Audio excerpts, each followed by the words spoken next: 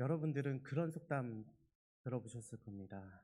호랑이는 죽어서 가죽을 남기고 사람은 죽어서 이름을 남긴다. 라는 이러한 속담이 있습니다. 하지만요, 사람도요, 죽어서 옷을 남길 때가 있습니다. 제가 TV를 보니까 그렇더라고요. 군인들이 꼭 그런 장면들이 많이 나왔습니다. 안타깝지만 작전 수행 중에 전사하게 되면 유골이나 옷가지나 아니면 군번줄만 돌아오는 경우가 더러 있더라고요. 오늘 설교 내용도 그냥 스토리적으로 이야기적으로만 요약해 보면 동일합니다. 사랑하는 아들이 아버지로부터 보냄을 받았는데 피에 젖은 옷까지만 돌아오는 사건이 바로 오늘 본문이라는 것이죠. 어떻게 성경에 이런 일이 벌어질 수가 있을까요? 우리가 하나하나 내용을 보면서 이 말씀을 음미하며 은혜 받으며 나아가 보도록 하겠습니다. 오늘 본문 12절을요 같이 한번 읽어보겠습니다. 12절인데요. 시작. 그의 형들이 세겜에 가서 아버지의 양떼를 칠 때에. 아멘. 그렇습니다. 우리가 지금까지 제가 계속해서 수요 예배 때마다 이 창세기를 계속해서 말씀을 전하고 있는데, 그러면은 이쯤 되면은 우리 성도님들은 딱 깨달음이 있어야 됩니다. 뭐야? 뭔가 문장이 이상한데? 라는 생각이요 퍼뜩 들어야 됩니다. 형들이 세겜에 가 있대요. 양떼를 치러요. 우리가 설교자가 이 설교하는 데 있어서 설교하는 방식이 여러 가지가 있습니다. 여러 가지가 있는데 그 중에서 이제 내러티브 설교라고 하면은 이제 스토리적으로 아니면은 사건의 이야기를 중심으로 그 말씀을 전하는 것이죠. 이야기를 이어나가면서. 그러면은 사람들은 딱 그것을 들으면서 깨닫는 겁니다. 이주명 왜 이렇게 갔지? 이 사람이 왜 여기서 나오지? 이러한 것들을 딱딱 깨닫게 됩니다. 그렇게 왜 깨닫게 되냐면 성경에 대한 어느 정도의 약간의 지식들이 그 사람들에게 있기 때문에 그런 것이죠. 예를 들어 이런 것입니다. 국군의 날에 대통령이 연평도에 갔다.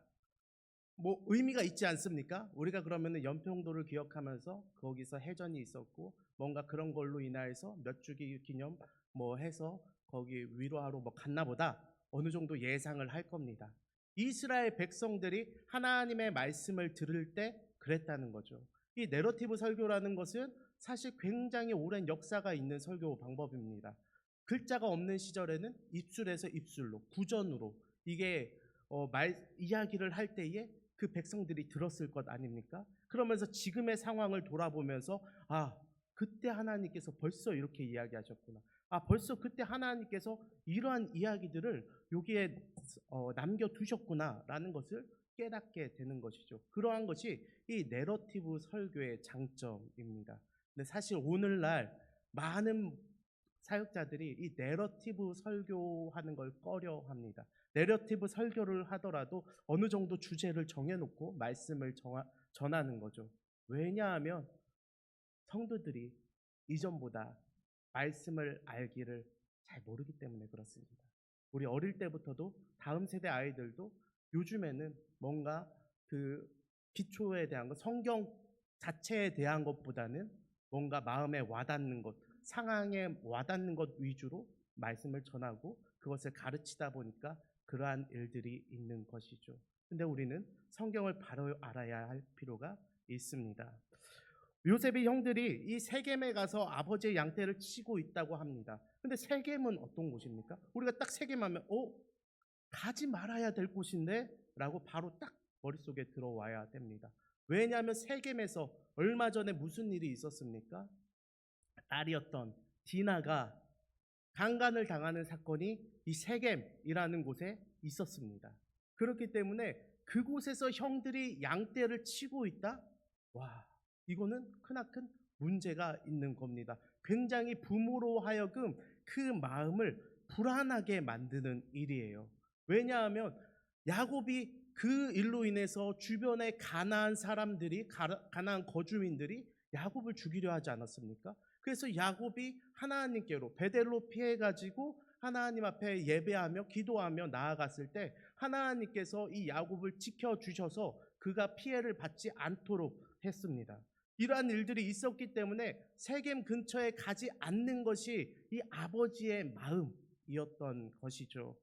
근데 이곳에서 지금 형들이 무슨 마음이었는지는 모르겠지만 여기서 지금 양떼를 치고 있다는 소식에 지금 아버지의 마음이 불안한 겁니다. 야곱의 마음이 너무나 불안합니다. 사실 야곱이요, 요셉을 편애한 것은 사실입니다. 그게 눈으로 드러났기 때문에 그렇게 보이는 것이죠. 근데 그렇다고 해서 야곱을 그렇게 편애했다고 해서 이 다른 아들들, 이 다른 11명의 아들들은 사랑하지 않았을까요? 야곱이? 이 야곱이 그 아들들은 남남으로 여겼습니까? 종으로 여겼습니까? 그것은 아닙니다. 다른 아들들도요, 너무 사랑했습니다. 그게 오늘 말씀을 통해 알 수가 있습니다. 이 세겜이라는 곳은 이 야곱과 이 요셉이 거주하고 있는 곳으로부터 약 한 80km 정도 떨어져 있는 곳입니다. 야곱이요, 참 이 성인일지라도 이 하루 만에 그 80km를 가서 그 형의 그 안부를 한번 물어보고 와라라고 말하는 것은요, 사실 그 사랑하는 아들에게 힘든 일입니다. 더군다나 지금 이 아들은요, 아직 20살도 되지 않은 소년이라고 할 수 있죠. 이 소년이 혼자 색동옷을 입고 그 채색 옷을 입고 가서 형들의 안부를 묻고 온다는 것은요, 너무나 너무나 너무나 위험한 일이었습니다. 근데 이 말은 무슨 말이에요? 그 반대로 너무나 위험한 일에 지금 이 사랑하는 아들을 보낸다, 믿을 만한 아들을 보낸다는 것은 그만큼이나 형들의 안부가 시급하고 형들을 위하는 이 아버지의 마음이 있다라는 겁니다. 우리는 이것을 통해서 이 야곱이 동일하게 다른 아들들도 사랑했다라는 것을 잘 알 수가 있는 것입니다. 근데요, 왜 그것을 서로 모르면서 지내왔을까요? 이 형들과 아버지 관계가 왜 야곱과 이 요셉만큼이나 그렇게 애틋하지가 못했을까요? 우리는 이것을 통해서 하나님께서 야곱과 그 아들들 간에 뭔가 관계의 간극을 갖도록 서로의 눈을 가렸다는 것을 조금이나마 우리가 예상해 볼 수가 있습니다. 물론 형들은요, 아버지가 늘 편애하는 모습에 아버지 앞에서 되게 무뚝뚝한 아들들로 행동했을 수도 있습니다. 그리고 야곱도 평생에 일하는 사람이었지 않습니까? 평생에 남의 집에서 종노릇하다가 이제야 자기 거 꾸린 사람이지 않았습니까? 그렇다 보니까 그 눈칫밥으로 살아가느라 이 자식들한테 이 아버지의 사랑을 표현하지 못하고 살아가다가 이제서야 노년이 돼서야 이 어린 아들을 바라보면서 마치 할아버지가 이 손주를 챙기듯이 그러한 사랑으로 이 채색 옷을 입히고 사랑했을 수 있겠습니다. 근데 중요한 것은 왜 서로가 이러한 사랑들을 알아보지 못했느냐라는 거죠. 다른 아들들은 왜 야곱과의 이러한 사랑 관계를 서로가 알아보지 못했습니까? 라고 돌아봤을 때 이것은 장차 이루어질 이 구속사를 위해서 하나님께서 양쪽의 눈을 가리웠다라고 우리가 예상해 볼 수 있습니다. 하나님의 섭리였다라는 것이죠. 요셉은 아버지의 품에 있어야 될 게 아니라 결국에는 요셉도 떠나보내기 위한 하나님의 큰 그림이라는 것이죠. 단순히 앞서 말씀드린 것처럼 뭐 80km의 그런 거리 넘어서 이제는 더 멀리 애굽까지 보내버리려는 그 하나님의 뜻이 있었기 때문에 하나님께서 그 관계까지도 하나하나 계획하고 계신 것입니다.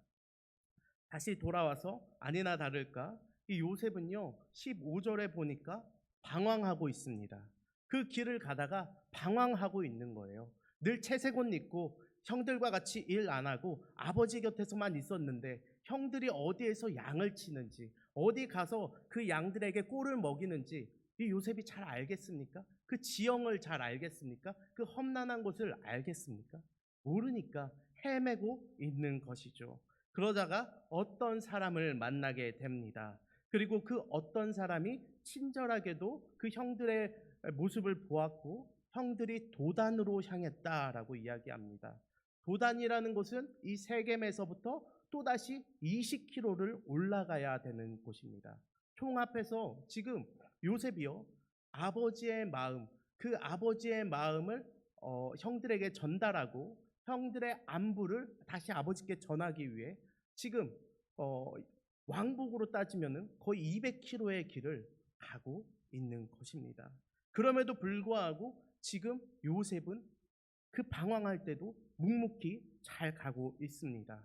왜냐하면 요셉 자신의 일만 생각하는 것이 아니라 아버지의 마음을 품고 가기 때문에 요셉이 이 일들을 해낼 수 있었던 것이죠.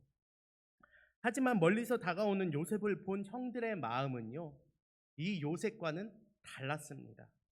그들은 멀리서 봐도 야, 요셉 온다 라고 알아볼 수 있었어요. 왜냐하면 저 멀리서도 그 채색 옷이 반짝반짝 빛나면서 오는데 누가 봐도 야, 요셉 온다 라고 알고 있었던 것이죠. 그래서 멀리서 이렇게 보는데 요셉이 오고 있는 것이었습니다. 근데 그 모습이 형들이 볼 때는 너무나 미웠어요. 18절에 보니까 그래서 죽이기를 꾀합니다. 그가 가까이 왔을 때 죽이자라고 이야기하는 것이죠. 요셉은 형들이 살아있기를 바라며 안전하기를 바라며 아버지께 보냄을 받았는데 형들은 요셉이 죽기를 바라는 이러한 아이러니한 상황이 지금 오늘 이야기에서 펼쳐지고 있는 것입니다. 멀리서 요셉이 오니까요, 19절에 보니까 형들이 그를 비꼬아 부르는데 뭐라고 부르냐면 꿈꾸는 자가 오는도다 라고 이야기합니다. 요셉이 꿈을 꾼 것을 그 아버지와 그 형들에게 이야기하지 않습니까? 볏집단들이 자신의 볏집단들에게 절하고, 그리고 해와 달과 별들이 자신의 별에게 절하는 모습, 그 두 번의 꿈 이야기를 형들에게 합니다. 근데 절한다는 것은 그 시대에 예를 차리는 것이 아니라 아예 주종 관계를 맺는 것을 의미합니다. 그렇기 때문에 형들의 마음이 그 일로 인하여서 마음이 굉장히 좋지 않았죠. 하지만 그 중에서 한 사람만큼은 그 일들, 그 꿈들을 머릿속에 간직하고 있습니다. 그것이 바로 야곱이었습니다. 왜냐하면 야곱은 이 꿈이 예사 꿈이 아니라는 것을 너무도 잘 알고 있었어요. 왜냐하면 야곱은 경험이 있기 때문에 그렇다고 저번에 설교 때 말씀을 드렸습니다. 그가 꿈에서 하나님을 뵙지 않습니까? 그가 꿈에서 사닥다리 가운데 천사들이 왕래하는 것을 보았지 않습니까? 하나님의 나라를 봤습니다. 그렇기 때문에 그 꿈이 결코 예사 꿈이 아니라는 것을 이 야곱만이 분명히 알고 있었습니다. 하지만 형들은요, 그러한 생각들이 없었죠. 그러한 하나님과의 관계와 경험들이 없었습니다. 그렇기 때문에 그들은 요셉을 죽일 계획을 갖습니다. 근데 어떠한 마음에서 그랬는지 20절을 보면 이렇습니다. 제가 읽어드리겠습니다. 자, 그를 죽여 한 구덩이에 던지고 우리가 말하기를 악한 짐승이 그를 잡아먹었다 하자. 그 뒤에 뭐라고 얘기하는지가 중요한데요. 그의 꿈이 어떻게 되는지를 우리가 볼 것이니라 하는지라. 아멘. 그 꿈이 어떻게 되냐 한번 보자는 거예요. 이렇게까지 했는데 너가 과연 우리가 섬길 만한 우리의 구원자, 우리의 주인이 될 수 있겠느냐라고 한번 시험해 보자는 것이죠. 즉, 형들은요, 지금 이 요셉보다도 우리가 좀 더 그 꿈을 주신 분을 생각을 한다면 그 계획을 가지고 있는 하나님께 반하고 있는 것입니다. 지금 형들은요, 이 요셉 너머에 그 하나님께 반하고 있는 거예요.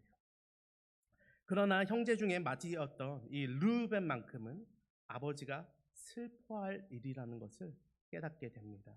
그래서 다른 형제들처럼 요셉을 물론 시기하고는 있지만 그 책임을 요셉에게 돌리지는 않습니다. 다른 형제들은 아버지에 대한 사랑에 대한 결핍, 그리고 하나님의 뜻을 혼자만 품고 있는 이 요셉에게 그로 인해서 화풀이를 하지만 르우벤만큼은요, 지금 요셉을 구하려 하는 모습이 나타나고 있는 것이죠. 그래서 그는 요셉을 구하기 위해서 조금이나마 머리를 사용합니다. 다른 모든 형제들이 목적이 뭡니까? 그를 죽이려 했기 때문에 똑같이 그를 괴롭히는 것처럼 이야기하지만 결국에는 르우벤은 이 동생을 죽이지 말자. 구덩이에 가둬놓고만 있자. 겁만 주자라고 이야기를 합니다. 그리고 나서 형제들이 한눈 팔 때에 이 요셉을 다시 구하려는 계획을 가지고 있는 것이죠. 근데 그 뜻대로 됐습니까? 우리가 말씀을 읽어볼 때에 르우벤의 뜻대로도 되지 않았습니다. 그 이유가 무엇입니까? 선해 보이고 아주 좋은 뜻이잖아요. 근데 왜 그것도 되지 않았죠? 다른 형제들이 중간에 알아채서 막았기 때문에 그렇을까요? 아닙니다. 우리는 크나큰 하나님의 계획을 먼저 봐야 합니다. 하나님께서는 이대로 요셉을 집으로 보내기를 원치 않으셨던 겁니다. 요셉이 처음 나올 때부터 그가 80km 세겜 그리고 20km 더 가서 도단 거기서 왔다가 다시 멀쩡히 돌아가길 원하시는 게 아니라 하나님의 계획은 애굽까지 가고 결국 애굽으로 모두를 들여보내는 모두를 드리려는 그것을 통하여서 구원을 허락하시려는 것이 하나님의 뜻이었기 때문에 이 르우벤의 뜻이 너무나 선해 보일지라도 하나님께서 그대로 되는 것을 원치 않으셨죠. 그래서 르우벤이 잠시 자리를 비운 사이에 요셉이 형들의 안부를 물으러 이제 다다랐습니다. 그때의 형들은 요셉을 붙잡아서 가장 먼저 한 것이 있는데 그게 뭐냐? 채색 옷을 벗겨버립니다. 눈에 가시였던 아주 그냥 눈에 꼴 보기 싫었던 그 채색 옷을 벗겨버리는 것이죠. 채색 옷을 벗긴다는 것은요, 요셉에게 쏠려 있는 아버지의 관심과 사랑을 자신들이 받길 원하는 것. 그 마음으로 그를 보자마자 그 옷부터 벗겨낸 것이죠. 사실 형들이요, 이 요셉을 시기하는 이유가 무엇입니까? 이 어린 소년을요, 싫어할 이유가 뭐가 있겠어요? 그가 하는 행동이나 그가 하는 말들이 형들의 그런 마음들을 어렵게 했겠습니까? 그 어린 소년일 뿐인데 그것이 아닙니다. 요셉이 형들에게 미움받는 이유는요, 요셉에게 있는 것이 아니라 요셉의 외부에 있습니다. 우리가 알다시피 두 가지인데요. 하나는 채색 옷과 그가 꾼 꿈 때문에 그렇습니다. 채색 옷은 누가 줬습니까? 아버지가 줬고, 그리고 그 꿈은 하나님의 계획을 담은 그 꿈은 누가 주셨습니까? 하나님 아버지가 주셨습니다. 뭔가 그 아버지의 사랑을 독차지하고 있는 이 요셉이 미웠던 겁니다. 다르게 말하면, 반대로 얘기하면 자신들도 그러한 사랑을 받고 싶었던 것이죠. 그 두 가지를 빼고 나면요, 이 요셉은요, 사실 어린아이에 불과했습니다. 그냥 소년에 불과했습니다. 형들이 그에게서 옷을 벗기고 그 구덩이로 빠뜨릴 때 요셉은 우리가 잘 아는 것처럼 믿음의 사람이고 참 의연한 사람이고 형통의 사람이고 하니까 그냥 잘 버텼을까요? 그냥 형들이 그렇게 해도 하나님의 뜻이 있겠지. 기도했을까요? 이런 생각 혹시 안 해보셨습니까? 우리는요, 좀 그런 게 있잖아요. 우리가 요셉 하면 뭔가 믿음의 사람으로서 본받아야 될 것이 있기 때문에 약간 그런 필터가 생기잖아요. 이 사람만큼은 어릴 때부터 뭔가 단단했을 거야. 이 사람만큼은 믿음으로 뭔가 기도하면서 잘 견뎌냈을 거야. 라는 그러한 생각들이 있지만 사실상 성경을 보니까 그렇지 않습니다. 오히려 요셉은요, 형들에게 살려달라고 애걸복걸합니다. 구걸했습니다. 그도 그럴 것이 그 어린 나이에 불편한 채색 옷 입고 100km나 되는 그 길을 걸어서 왔고 헤매고 헤매서 형들에게 겨우 왔는데 자기가 느낄 때는 그냥 형들이 나 얼굴 보면은 반갑고 기특하니까 그냥 물 한 잔 주면서 야 고생했다, 야 우리 동생 다 컸네, 이런 얘기 하기를 바랐지 않겠습니까? 근데 자기를 보자마자 그 채색 옷을 벗겨서 구덩이로 던져버립니다. 그 어린 소년이 얼마나 외롭고 얼마나 지금 마음 가운데 어려움이 있고 힘들었겠습니까? 창세기 42장 21절에 보면요, 형들의 말을 통해서 당시의 요셉의 모습이 드러나는데요. 우리 같이 한번 읽어볼까요? 창세기 한번 찾아서 읽어봅시다. 42장 21절입니다. 창세기 42장 21절. 나중에 형제들이 회개할 때 하는 말인데요. 뭐라고 하는지 같이 한번 읽어보겠습니다. 시작. 그들이 서로 말하되 우리가 아우의 일로 말미암아 범죄하였도다. 그가 우리에게 애걸할 때에 그 마음의 괴로움을 보고도 듣지 아니하였으므로 이 괴로움이 우리에게 임하도다. 요셉이 어떻게 했다고요? 애걸했다고요. 형들에게. 그리고 그 마음의 괴로움이 다 보일 정도로 형들한테 구걸했다고요. 그게 바로 채색옷과 그 꿈을 제외한 이 요셉의 인간적인 모습이었어요. 우리는 이것을 보면서 하나님의 일은 믿음이 큰 사람, 준비된 사람, 이러한 사람이 하는 것이 아니구나 라는 것을 깨달을 수 있습니다. 그저 내가 쓰겠다 하니까 쓰시는 거예요. 우리는 하나님의 뜻이 그렇게 이루어지는 것을 이 말씀을 통해 보아야 합니다. 또한 그때에 형들이 음식을 먹고 있는데 동생을 그 구덩이에 빠쳐놓고 음식을 먹고 있는데 저 멀리 보니까 애굽으로 내려가는 이스마엘 사람들이 보입니다. 그들은요 향품과 유향과 몰약을 싣고 가는 애굽으로 내려가는 상인들이었다라고 성경은 굳이 기록을 합니다. 이 향품과 유향과 몰락 이것을 보면서 이스라엘 백성들은 이 내용을 들으면서 이렇게 여겼을 겁니다. 어? 야, 하나님이 보낸 사람인가 보다 라고 여겼을 거예요. 왜냐하면 성경은요 이 향품과 유향과 몰약을 하나님과 그 백성들의 관계를 말할 때 사용하거든요. 우리가 잘 알고 있는 에가서에서도 그렇고 나중에 예수 그리스도까지도 그가 선물을 받을 때에 어떠한 것들을 선물 받습니까? 황금과 유향과 몰약을 선물 받습니다. 이 유향과 몰약, 이 향품 이러한 것은요 하나님과 그 사람 간의 그 관계 그리고 하나님의 사랑이 더욱더 은은하게 드러나게 하는 그러한 장치인 것이죠. 그래서 이스라엘 백성들은 이 내러티브 설교를 딱 들으면서 그러한 생각을 했을 겁니다. 하나님이 보낸 사람들이다. 이, 이 사람들은 하나님께서 보낸 사람들이다라는 것을 곧잘 깨달았을 것입니다. 그래서 이 사람들을 통하여서 우리는 알 수 있는 것이죠. 형들의 계획은 뭐였습니까? 요셉을 죽이는 거였습니다. 첫째 형의 계획은 무엇입니까?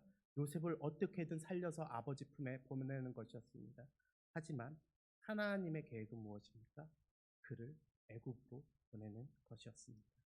우리는 이 향품과 유향과 몰약을 싣고 애굽으로 간다고 굳이 성경이 기록한 것을 통해서 장차 요셉이 이스라엘을 구원할 인물이며 하나님의 인도하신 가운데 지금 나아가고 있구나. 그 꿈이 이루어지고 있구나를 깨달을 수 있는 것이죠.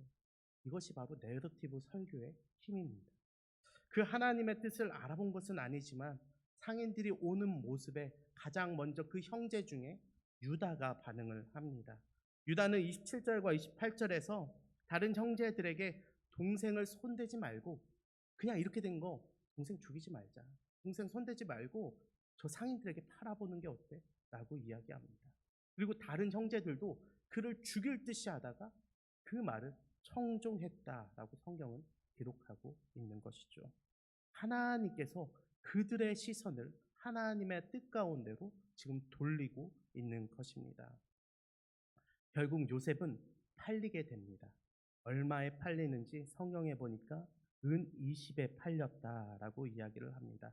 은 20이라는 것은 20세겔에 팔렸다라는 것이죠.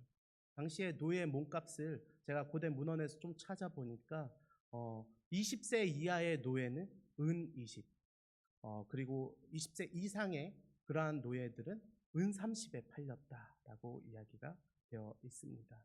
이 말이 무엇입니까? 성경에 굳이 이 금액을 적어놓는 이유가 무엇일까요?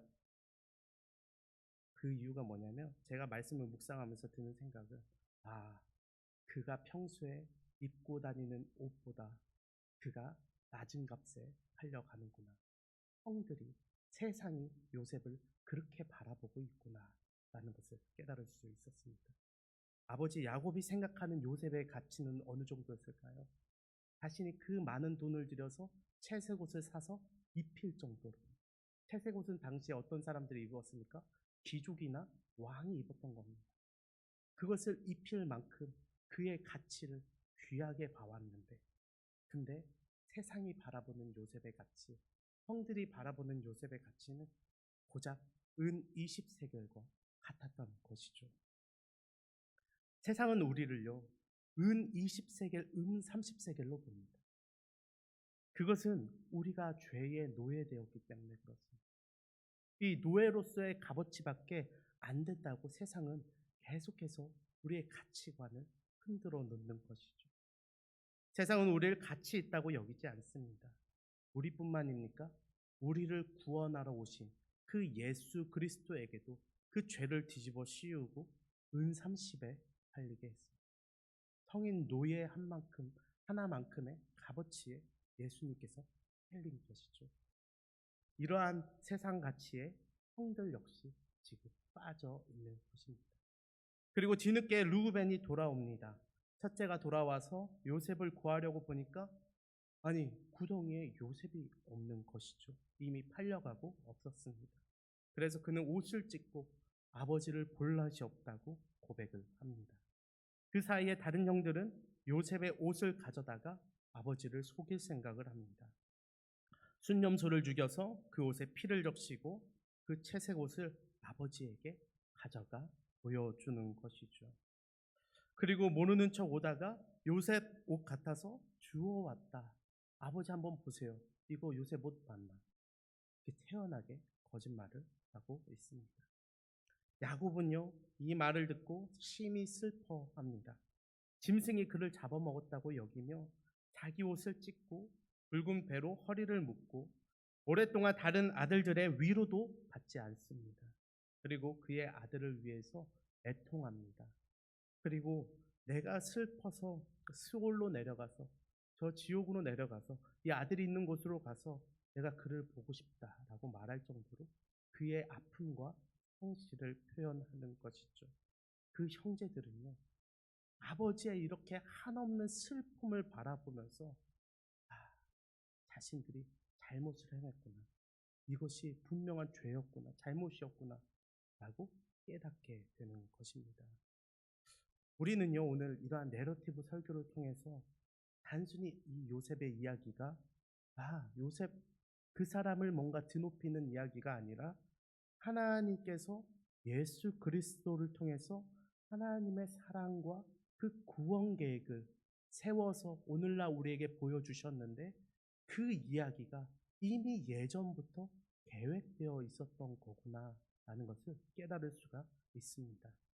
평안을 위해 보냄을 받은 이 사랑하는 아들이 죽임을 당하는 것을 보며, 또한 요셉을 바라보며 시기하는 형들을 보면서 우리의 죄악을 투영시킬 수 있고, 그 가운데에서도 하나님의 역사하심과 향품과 유향과 몰약을 들고 가는 상인들을 통해서 그것이 하나님의 뜻 가운데로 이루어져 감을 보면서 이것은 단순한 성경의 이야기가 아니라 이스라엘 역사 이야기가 아니라 하나님께서 오늘날 우리의 구원을 위해서 태초부터 계획하신 것이었구나, 그 이야기를 이들의 삶을 통해서 드러내고 계신 것이구나 라는 것을 우리가 깨달을 수 있는 것이죠. 하나님은 성경을 기록하신 이유가 단순히 이스라엘 역사를 기록함으로써 이스라엘 사람들을 드높이려는 계획이 아니십니다. 또한 말 잘 듣고 말 잘 안 듣는 그런 백성들을 택해서 그러한 예화를 통해서 우리가 삶을 살아가는데 좀 더 나은 교훈이나 삶의 이러한 질적인 향상을 위해서 우리에게 고작 그 정도로 성경을 주신 것이 결코 아닙니다. 성경은요, 요한복음 3장 16절에서 이야기하는 것처럼 하나님이 세상을 이처럼 사랑하사 독생자를 주셨으니 이는 그를 믿는 자마다 멸망치 않고 영생을 얻게 하고자 할 따름이라고 분명히 하나님께서 말씀하시는 것이 이 성경의 내용입니다. 하나님은 그것을 위해서 자신의 사람들을 택하시고 그들의 인생을 통해서 이 성경을 기록하게 하신 것이죠. 우리가 새벽마다 보는 호세아서도 그렇지 않습니까? 호세아의 인생이 중요하다면 하나님께서 그의 인생을 왜 건드시겠습니까? 근데 신앙생활 잘하고 하나님만 바라보고 있는 이 호세아에게 가서 음란한 여자를 사와라. 너희 지역에서 너희 땅에서 가장 음란한 여자를 사서 그 여자와 결혼해라. 그리고 자식을 낳아라. 이 호세아에게 있어서 얼마나 받아들이기 어려운 일입니까? 얼마나 이것이 그의 거룩함 가운데 이 가치관을 흔들 만큼 힘든 일이겠습니까? 근데 그가 그 일을 하면서 자신의 인생이 무너져 가고 자신이 그렇게 고달파하고 그 자식들을 보면서 슬퍼하고 또다시 집 나간 그 아내를 보면서 슬퍼하는 것을 보면서 그가 깨닫게 되는 것이죠. 아, 하나님이 이스라엘을 바라보면서 이 마음을 품고 계시는구나. 하나님께서는 이것을 보여주시기 위해서 그 사람들을 선택해서 우리들에게 끊임없이 자신의 구원의 역사하심과 자신이 우리를 향한 그 사랑을 계속해서 확증해서 보여주고 계신 것입니다. 오늘날 우리가 성경을 알아야 할 이유가 여기에 있습니다. 가치 있는 나의 삶을 위한 하나님의 말씀이 아닙니다. 내 삶이 너무나 중요해서 내 삶 가운데 점이라도 하나 더 찍으려고 우리가 예수 그리스도를 믿고 이 성경을 우리가 보는 것이 아니라는 것입니다. 그것은 복음이 아니라 웰빙이라고 할 수 있는 것입니다.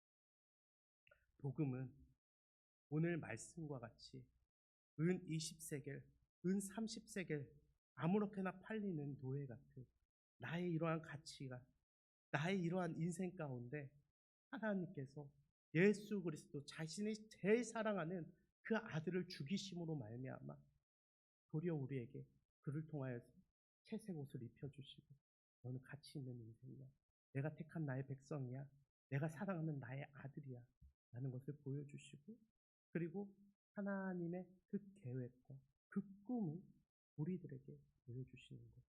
그것을 깨닫는 것이 오늘날 우리가 봐야 할 성경이라는 것이죠. 우리가 이것을 늘 기억하면서 살아갔으면 좋겠습니다. 성경은 단순한 이야기나 교훈의 덩어리가 아닙니다. 이것은요, 우리를 구원하신 하나님의 크나큰 계획과 그 뜻과 그 사랑이 기록되어 있는 것이죠. 이 성경을 통하여서 우리가 정말 하나님 앞에 더욱더 깊어져가는 그 사랑, 그리고 이 성경을 더욱더 알아감으로써 우리를 향한 그 하나님의 계획하심을 깨닫는 우리 모든 성도님들 되시길 진심으로 바라고 기도합니다. 우리 시간 같이 제가 대표해서 기도하도록